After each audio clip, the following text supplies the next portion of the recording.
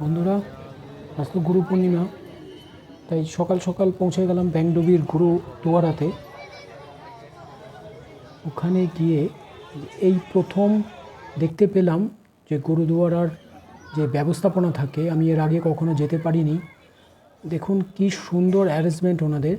এই যে ভেতরে যে পবিত্র জায়গাটা, আমি কি নাম ওনার ওইটা জায়গাটা আর আমার ঠিক জানা নেই, তো এত ভালো লাগছিল।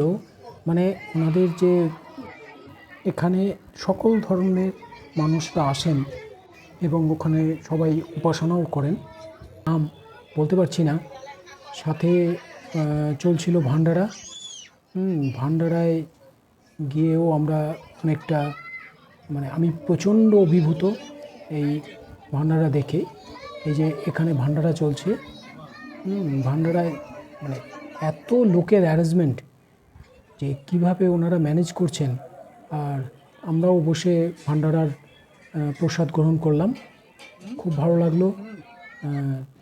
কারো যদি এরকম সময় হয়ে থাকে তাহলে আপনারাও প্রসাদ গ্রহণ করতে আসুন, উপকৃত হবেন। আমার ভিডিওটা যদি ভালো লেগে থাকে অবশ্যই জানাবেন।